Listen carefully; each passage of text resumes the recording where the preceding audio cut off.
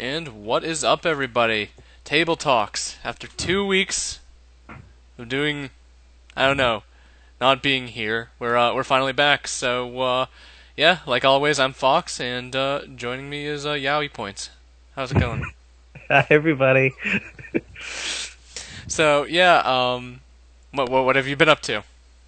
My gosh, I have been busy. Recently, I finished my World of Darkness campaign as a player. This is a self-insert campaign. I started playing Mutants and Masterminds. I started playing Dragon Age Origins RPG, and we've been continuing our Dark Sun campaign, which I'm running. So it's been tough. It's been a lot of RPG lately. How about Yeah. you? Well, honestly, not a lot of gaming going on. If I'm honest, I had to move twice the past few weeks, and I'm sorry about last week because apparently I thought my internet was set up, but then I lost it literally 2 hours before we were gonna do the show, and I didn't fix it till like 1:30, and I was just mad at that point. So I was like, we'll just do an awesome show this week. We got a lot of stuff to talk about, don't we? Just kind of Yes. Yeah, we have a lot of catching up to do. yes. So do you want to go first? Just start your rambling. Yeah, sure. Let's roll the snowball. The first thing I have on the list here is apologies. So, folks, viewers, chat room viewers, everyone else, we apologize. It has been quite the month between scheduling conflicts and moving and the internet exploding and bards everywhere. It's been quite the traumatic experience. So we apologize for not being around. But the good news is that for the next few weeks, we are definitely going to be here. This will be back on track, and we'll start talking about actual formatted topics, giving you guys great advice again, or I wouldn't say great, giving you guys advice again as much as we can. So apologize for that, but we're back now, and we hope we can do it for you. Yep, and some pretty exciting Dice Troop announcements in general, actually, at the end of this that I have written down, and I'm going to put right by my monitor, so there is no way I forget. I'm going to forget. So yeah, the only gaming I've really gotten done is running the Dice Troop Skype Savage Worlds game. If you've been following the blog, you can see my homebrew rules. I made some special rules for companions and stuff like that. Do you mind if I talk about that for a bit? By all means. All right. So my idea for companions is basically the idea of bringing you. Most often than not, I think people have some sort of an NPC character and stuff like that to kind of follow along the party just in case they get off track, right? I mean, you always have that one backup NPC, right? In your campaigns. Oh yeah. I always have a quest giver or someone just to move the quest along, or someone to kill later so that they feel bad. So yes, very often I write NPC driven, character driven games. All right. So for this, for me, it's almost kind of like taking it to the next level in a way. I'm also a huge fan of games like Mass Effect, Dragon Age, Neverwinter Nights, and stuff like that. And I really like the idea of having a small group of people that are there to support you as well as your other players as well. So basically, I'll give an example here. This is my Bretonian character, and basically how it works is each just depending on how many people show up because it's on Skype and scheduling gets a little weird. Basically how it works is there's a Skype chat room where the main tavern is where the party is located. And from there people coordinate their games. So for example, they say, "Hey, can anyone play Saturday at 1?" And then a couple people will be like, "Oh yeah, that'll work," and stuff like that. So basically how it works is if there's two people, they're allowed to take two companions. So they're allowed to take two of these guys to go with them on their adventures. If there's three or more, they're only allowed to take one. But what they do is they give you certain buffs. For example, Sir Henry, he's a Bretonian armored knight. Very very warrior culture based, especially if you're a noble. So his whole thing is you get to reroll. You get to reroll any fighting checks and stuff like that for either damage or an actual fight check. So it's almost like he's kind of helping you coordinate the attacks, help flank and stuff like that. If he dodges one, he's going to get hit by his sword or something like that. And I also got a hindrance too, which makes it kind of interesting. They have some sort of flaw and stuff like that. But I've told the players eventually you can remove certain hindrances from certain characters, and I'll use him as an example. He's drunk. He he gets bored in between fights, so he just constantly drinks, and he's from Bretonia, which isn't exactly the most progressive culture in Warhammer in the old world. So he's very sexist and very racist, and he's already caused some pretty interesting RP in character conflicts, of course, with one of the Wood Elf players who swears that she's going to kill him by the end of it. Now, something I kind of want to talk about with these, especially when choosing companions, they all have really, really interesting benefits. And one thing that I think that is the most satisfying when you're DMing or GMing is the fact that you like it when players work together to kind of coordinate something, right? Like hearing them work together. So here's another character I have. One thing I really like about the companions is the fact that if there are 3 or more people, they're like, well, we got 3 options now, like, who do we take? Like, this guy is going to be someone that rogue players and very greedy characters will like, because his benefits allow, like, at the end of the session, you keep track of all the gold you earn for the session, and if he was your active party member, you get 20% more gold, just to kind of represent that he knew where they were hiding gold on their extra persons and stuff like that. And also is probably a drinking game to see who makes his active rule a sexual innuendo, because it's no, check the other pockets. Winky face. So, I mean, I don't know. How have you ever incorporated anything like this, as far as home brewing, or whether it was part of a game or something? Yes, actually, when I was playing Dark Heresy, I had a group of people that had no idea what Warhammer 40k was. They had no idea what they should be doing. The classes in Dark Heresy are actually pretty poorly set up, so they're mostly the same, except one of them has magic powers. And in that, I had a group of people that didn't really understand their classes.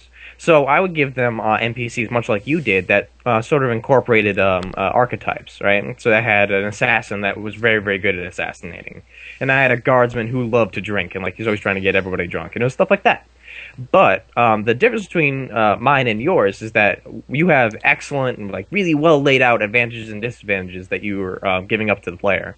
Whereas I would sort of keep those up my sleeve, right? At any given time, I wouldn't tell them that the cleric is a heretic. You know, he could just start making heretical, like saying heretical things and making heretical decisions, and the party could decide what they did or did not want to do about that. And I don't think that my method is particularly better. I think that giving them that if you're making this a mechanic, which you are, that giving them the mechanical benefit up front is a great idea. You know, letting the players know exactly what benefit they're going to get and what downside they might encounter. And the reason I say this is because when I was giving my players my NPCs, they very often would just take their favorite, right? And it was, we like this person, we like this girl the best, we're going to take her with us, right? And I would be like, well, you know, the Sister of Battle would really be better because she has a melt-a-gun, and they'd be like, no, she can stay on the ship. I want to take the assassin, she's awesome, right? So they would just keep taking the same person again and again and again because they really like the character, which is not a bad thing, but not particularly a good thing. I didn't get to tell stories with everybody else. So I'd have to start thinking up reasons that they would have to stay behind. I'd be like, well, you know, this guy has to stay on the ship because he's got to check out the mutants in the underdecks. So you can choose from any of these 3 people and stuff like that. I think it's great. I really like giving players the opportunity to choose who they want to come with them because it really gives you a way to gauge which characters they're attaching to and which characters they're interested in, and it helps you write a campaign. I think you're doing great. I really like this idea. I want to see it in practice. Right, and definitely. And one thing that I also am doing is because, you know, we might only be able to play a couple games, and this is going to be a campaign that takes place over, you know, a month, maybe a couple months and stuff like that. One thing I do is I'll go to my players. For example, Seb actually posted this, and you can go to his Tumblr and read it. But occasionally the companions will just want to chat with the party members or something like that. So Sir Henry the Bretonian walks up to Seb's character, and you know he's starting a bit of a fight, and he's like, "Oh, I hear you're one of them Sigmar priests. Like, have you seen the face of your god lately?" You know, and then you know he's just giving him a hard time, but that's just kind of how he is, and he ended up like really really liking it, the fact that he can interact with these characters. Now the reason I make those hindrances so open is also because they're flaws you kind of know about your characters right away. So, for example, my Empire character Albert, he's a merchant. He's not a fighter, and stuff like that. And people know when they met him. Like he's like, oh yeah, like this person screwed me for money, and he's just like, Yeah, can you go kill him for me? I don't want to fight. And with Sir Henry, they found out he was a drunk pretty early on, and say Handril not so much, who's my wood elf character. Her hindrance is she's inexperienced. She's actually probably the one of the youngest in the party, if not the youngest, which is kind of a unusual choice for an elf. But she's the one that will occasionally. In fact, she has gone to Jamie, our other wood elf player, and she's like, "I would seek your counsel because I'm not sure on what I should do with this situation." So those hindrances are pretty obvious, and they're definitely a part of the role playing more than I make a game mechanic. In fact, let me actually bring up Handril again. Her downside, her inexperience, doesn't actually give any negative modifiers. It just says, hey, she's inexperienced. Like, if you put her for a particularly tough mission where she has to go solo, like, bad things might happen. So it's strictly a role playing thing. And, like I said, there might be certain things that they can do to maybe make them stop hindering. So again, it's those distracting missions that I'm looking forward to possibly having. Well, hindrances are sort of a staple of Savage Worlds, right? They're more or less than narrative fluff. Yeah, well, Savage Worlds, of course, it's the role player's game. Like if you were to ask me Savage Worlds and they're like, well, I want a tactical game, I would be like, Savage World is probably not the game for you. You can have some tactics, but it's the role player's game. Everything you do your character is pretty much based on role playing. So I like it. yeah, definitely. So do you want to talk about Mutants and Masterminds? I do want to talk about Mutants and Masterminds. This game is a blast. It's super duper lightweight. It runs on 1d20, and that's the only dice you need. And then you get to make any character with any power you could possibly think of. I'm running a rather boring battlesuit because it's my first time playing it, but I really am enjoying being in a suit of powerful armor, right? And you can do anything. The way that they do powers is super interesting, right? If you have a guy that shoots like a literal physical gun, it's not that he has a gun as equipment. It's a power called damage, right? And damage is any sort of damage you could possibly do. So if you're shooting a gun, it'd be like a really low damage power, and like damage rank 2, you do like 2 damage with your actual gun. Whereas if you're shooting a laser beam of cosmic blasts, right, you can do like damage 8, and it's stuff like that. So and there's the book is filled with powers. It's awesome. Having grown up on comic books and constantly reading them, constantly like thinking about what would be cool if you could make a superhero, because that's what all young nerds in cities do. I have a million concepts for like superheroes, and this game is perfect for making them. Whereas Marvel RPG is really, really good. I really like Marvel RPG because it allows me to be Captain America. I can literally be Captain America if I wanted to. Whereas this allows me to be anything I could possibly think of whenever I think of it, and that's so cool. And I'm really enjoying Mutants and Masterminds. It's really, really awesome. I'm unfortunately not running it yet, but the GM that is running it is very much allowing us to do whatever we want at any time. We started off the very first session by stopping bank robbers, and it's a really cool, like lightweight, really fun game that's not too heavy. And after playing a bunch of heavy games, it's kind of nice to have a break. Yeah, it's kind of funny, after doing this show for so long, and we just keep talking, we're supposed to be these super in-depth nerds, but we're like, man, this game is so lightweight, I love it so much. No, it's just fun, I'm going to talk about this more in depth later, but I want to run a game that's just sort of like bubblegum pop fun for a bit, after playing World of Darkness for 10 sessions and like really being beaten into the ground about what I can't do and how weak I am compared to vampires, I just want to play a game where I fly around in a robot suit and blast things with lasers. It's that kind of, there is a much needed break from the serious and the grimdark all the time to something just fun and happy. And Mutants and Masterminds is just exactly that for me. Yeah. So anyone who wants to start Mutants and Masterminds, what do you suggest? God, it's so simple. Pick up the Player's Guide. It's about $25. It's 3rd edition is what they're on now. They're all softcover. You can buy them off of DriveThruRPG or physical copies if you can find them. And then pick up the Game Master's Guide, which is literally just templates for villains, as well as small other things, and you have everything you need.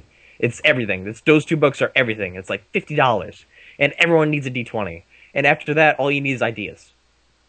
And it's so cool. The Game Master's guide is just filled with again, it's filled with archetypes. So if you have if I wanted to make the Mole Man, right, I could just take a whole bunch of a puppeteer and a whole bunch of little goblins, and they're listed as like puppeteer, and here's various seeds you can use with this thing, or you can change it into this. But it's just a person that controls other things, and that's why it's so cool because it's so general. You know, you can do anything with anything as long as you can just extrapolate what the archetype is. Right. And your other campaign, Dark Suns? Yeah, so Dark Sun, speaking of Grimdark, is Dungeons and Dragons Dark Sun. It's and that's a very brutal, very like kick you in the dirt, Dungeons and Dragons campaign, where it's set in a world called Athos, which is more or less Dune. If everything in the Forgotten Realms blew up all at once, it would be that was what it is. There's no metal left. No one controls. No one understands or trusts wizards. Things like that. It's just a really brutal setting, and as such, my players keep dying. And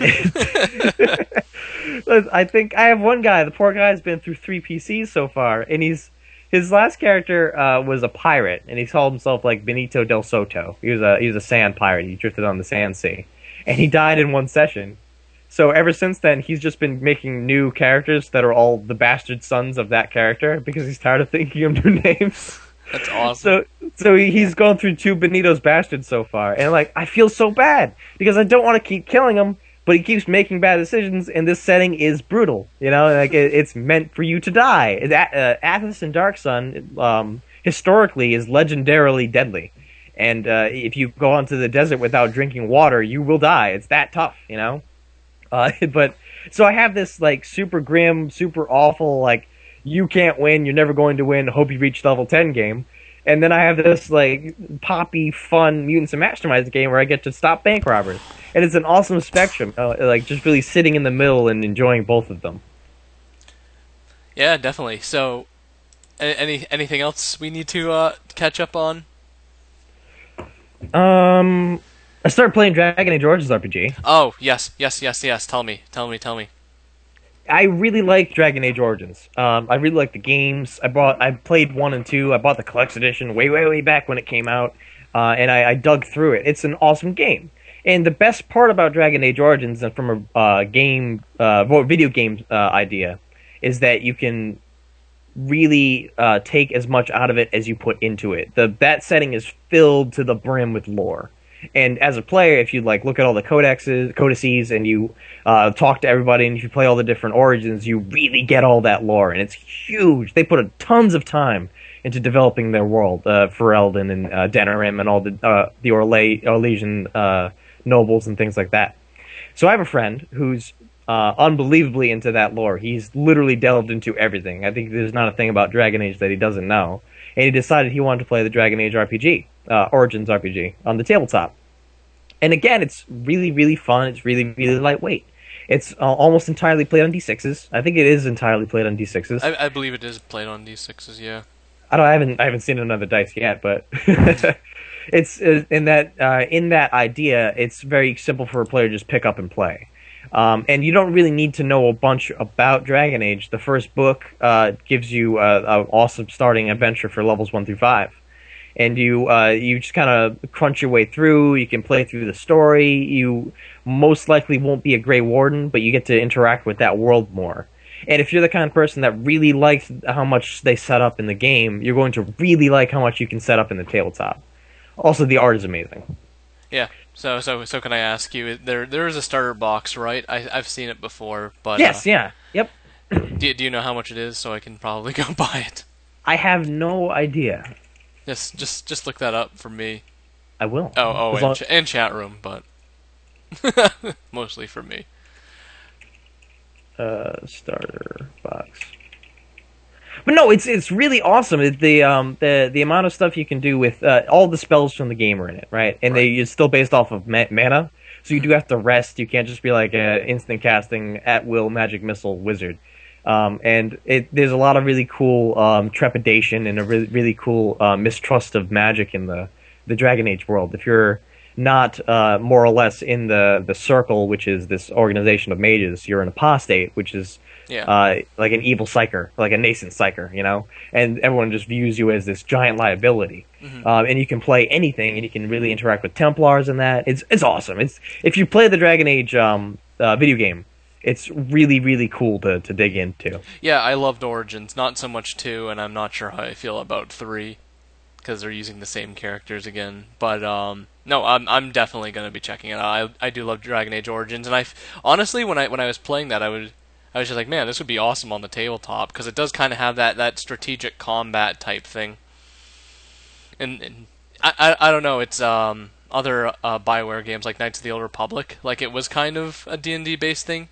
Because it was weird how it worked. I don't know if you remember the original Knights of the Old Republic for Yeah, no, you Xbox and literally PC. made rolls in Yeah. that game to see if you hit. Yeah, and it was even initiative too. Like everyone would just stand there for like a split second, and then everyone would attack in order, kind of thing. The one of the coolest aspects of Dragon Age Origins RPG, sorry, I missed this, is stunt points, right? So to roll to hit, you roll 3d6s. And one of those d6s is always differently colored. It's called the dragon die, which is actually really cool. So if I have two black d6s and one white d6, I'll roll all three of them. And if the two black d6s are doubles, so a 4 and a 4 or 5 and a 5, I get to get stunt points based on my dragon die. And those stunt points can be used to do added things. Like, I can cripple the enemy, I can knock them down, I can do a critical strike, I can make my own stunts. It's really, really awesome. I like their Dragon Dice system, and I haven't really gotten a chance to see what you can do with that in a full spectrum, but it's a really cool concept. Yeah, definitely. I'm probably gonna be buying this sometime this month because I love Dragon Age. Yeah, do it. It's cheap, it's easy, and it gives you like a fully ready to go set for levels 1 through 5. Yeah, that's pretty cool. So what else? What else we got this week? Oh yeah, someone drew art of us and we never got to put on it. You want to throw that up? Yeah, hell yeah, it's awesome. It kind of looks like it kind of reminds me of a Yowie cover, and you're the I like serious one, and I'm just the carefree one. I like how all of these pictures are of me brooding. I'm a fan of me brooding in the background. Because I like to laugh and you like to kill your players. I do like to kill my It's players. actually pretty funny. The panel I have this saved on XSplit I actually called Yowie points. Yeah. Oh, Yeah. Yowie. Yeah. You don't want to know where that staff goes. Nah. Move on. All right, all right. So what are we gonna move on to now? What do we got? Very recently we've got a whole bunch of new Dice Troop. What'd you call these videos? Yeah. Going up. So this Thursday is Lore Masters, which I'll be taking a part of. And Lore Masters is going to be a series of videos that go into lores of various things. I'm going to be taking, thanks to Seb's gracious invitation, I'm going to be taking the tabletop side of it. So this Thursday we're going to be talking about the lore behind Forgotten Realms, as well as Onward and Onward will do sort of one tabletop video per month about various lores, and I'm really excited to do it. It'll be roughly at this time on Thursday, and I hope to see you guys there. I'm excited to talk. Yeah, definitely. We actually should I just go through the long list of Dice Troop announcements? Please do, yeah. If we got nothing else table related. So yeah, on a side note, we got plenty of new shows coming out. We got Lore Masters. You're talking about doing a show which is just going to be a show of people derping around. It's so far unnamed, but I'm still working on it. I've started to gather my players together, actually. And I'm going to take pairs of people, and we're going to do it. It's going to be really fun. Yeah, how are you going to determine how you do that? Whoever can make the best dead bard jokes? No, it's going to be... I have some people local that I would like to do it with just for sound quality reasons. Mm-hmm. And we're going to record, and we're going to do this. And then, of course, if you guys haven't heard yet, the format would be... I take two people, and they make characters, and they do not tell me what the characters are. I do not tell them what the session is. There is no system, there's no dice, there's no campaign. The idea is these two people come with characters to the table, and they can be anything. They can be as ridiculous as possible. They can be unicorns named Tylenol. They can be flying clouds made out of cats. I don't care. The point is to take people with whatever concept they have and then show them how to improvise through a campaign. If you've never had experience in improvising, or if you've never had a time where you've gotten the chance to improvise well. And the again, so they would go through this campaign. It'd be systemless, it'd be diceless. It would really just be I give them situations, they tell me what they'd like to do, I react, and we go on for how long we can. At the end of it, the session is over, the campaign continues, and then two more people come in with two new characters. Those characters fit into exactly where the last characters ended, and we move on. So if you were a unicorn and you now a giant burly dude with a two-handed great axe, then sure, we'll decide how that goes. But this is all about improvisation, and it's all about trying to run a game where you cannot prep everything. And coming next year, Corruption Points is going to be publishing Choose Your Own Adventure books. Well, it'd be nice to start making money. If you're unicorn named Tylenol, turn to page 36. If you're Cat Cloud the Magnificent, turn to page 27. So I have some folks local that I'm going to do with, again, just for sound quality reasons, and then I'm going to open up to the internet. First, because it's easier for me to explain to them what we should be doing, and then second, to give like a template of what I'm expecting out of this show, instead of just kind of intimidating the internet with join my thing. Right. And will this be live, or will this just be a recording you put on? For the first few, I believe it'll just be a recording. When I start bringing to the internet and I have actual folks that we've met here, I'm gonna do live streams, and hopefully the chat will interact and tell us what to do and stuff. That'd be fun. Yeah, that would be awesome. So yeah, we got a couple more shows. We're gonna be doing a review show on games coming out. I think we've even talked you being a part of it, because we do need people for multiplayer games. Brett and I should be doing Warhammer Invasion. I'm going to see if we can try and do it this weekend. We can at least get our play session in and our review written down, so we can just need to go live. Then another one we're going to be doing is Game of Thrones, the card game. Yep. Which I don't know if you'd like to help with that or not. Oh, we can talk. Yeah. And then Battlestar Galactica, which is widely considered one of the greatest sci-fi board games ever made, and possibly my favorite one of all time. So I'm pretty excited to do reviews on that. And then we're talking about possibly doing D&D Next as a group as well. Everything I've read, everything I've played, D&D Next seems like an abomination to man. And I'm just not excited to do it, but I will do it. I will do it. we got you can at least be like you can be the first angry tabletop nerd. No, there are plenty. No, if I were to go through all of the RPGs that I know I would play and hate, it would take me several years. But D&D Next, I expect it to be good, and it's just not good, and it makes me sad. That is sadness. Alright, so next announcement is a side project we're going to be working on. We're not sure if we're going to make a separate blog for this, but one thing we're going to be doing is writing a Dice Troop Space Marine chapter codex. That will be completely playable, and it's going to be a lot of fun, and possibly Toxic's actually going to be making an army for it and stuff like that. No way, that's awesome. Yeah, so if actually that reminds me, do you want to have a character in it? Yes. Because we already have me who's the chapter master. Obviously, we have Toxic as our chaplain because he hates everything, and my favorite rule is he causes fear to unpainted models. Can I be like a librarian that just strikes badness into people? Yeah. Yeah, you just make him bad. Brett's our chief librarian, and his joke is he can't make up his mind because ever since we played 40K, he's switched his army like 5 times in the past 3 or 4 months. So like on a roll of 1 or something, he says like, screw this, I'm not a librarian. He loses all his psyker abilities, and he gets like captain stats for a turn. Like roll a 2 to 5, he's normal. He's a level 2 psyker, normal, and then level on a 6, he becomes like a level 6 psyker. He's like, fine, I'll be the chapter's librarian. God.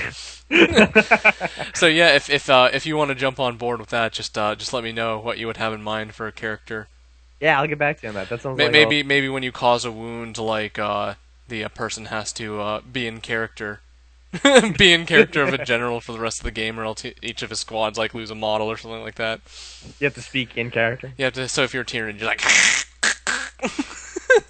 All right. So 0100. yeah, 01110. So yeah, if any of our viewers are into 40K and want to get involved with that, we possibly might be making a separate blog for it, just to kind of bounce off ideas on each other, just for fun. And then I guess we'll go to the biggest announcement. Hopefully by the beginning of next year, Dice Troop will be launching our own website, complete with forums, a channel that constantly is running with our shows. With that means a constant chat room. So if you guys just want to come and hang out with chat room, you can just kind of watch it. It's going to work like it's going to work kind of like a television station. You know, you kind of just turn on your boob tube and watch what's on. We'll have forums. We're going to have written articles. We're going to be updating it daily and all that. It's basically going to be stepping up. With that said, if anyone has any web design experience that could possibly help in aiding me do web design, I've taken web design when I was like in high school, but I can only remember so much, and doing something like having a constant cycle of videos is something I'm unfamiliar with. So yeah, it's going to be awesome, and I'm really looking forward to it. And then I guess I'll say that Dice Troop is a non-profit organization, and we run everything on donations. You guys have been awesome so far and helped donate enough to the point that I am not losing money from this anymore, which is so awesome when you think about it. So if you would like to continue to help us out, you feel free to donate to us. But of course, we'll always run the shows for free. Also, guys, if you ever have suggestions for anything you'd like us to talk about, feel free to add. We often just come up with it the day before. So if there's anything that you guys are looking forward to us speaking on and we just don't ever seem to get to it, feel free to send Dice Troop a message, or either of us personally. I would love to get into that. Yeah, and in fact, you just lied, because we always come up with stuff like an hour before the show. I was like, what do you want to? I just like wake up, I text you, I'm like, what do you want to talk about? You're like, I don't know. I'm like, yeah, we'll wing it. We'll wing it. Yeah, always up for ideas and stuff like that. In fact, another show we're actually thinking about doing is Dice Troop After Dark, where it's a bit more of a personal talk show about general things. Essentially, how it'll work is we're going to pick a day at random a week when we all can just kind of hang out. We're going to pick a topic, like with tablets and stuff like that, like how much is that going to affect the table and stuff like that, and just kind of really just talk about like personal opinions and stuff like that. And it's just going to be random cast and all that good stuff. So, yeah, a lot of new shows. Dice Troop's got a lot of shit coming up this summer. Pardon my Elvish. Well, as always, thanks for coming, guys. I'm out of things to say, so I think we'll just cap it here. So, yeah, we did good. We did half hour, which is a bit longer than our shows. We're usually running 20 minutes, but yeah. So, I hope you all have a wonderful day. Let's come back and chat up with chat room for a bit. So yeah, make all those YouTube viewers jealous. Yeah.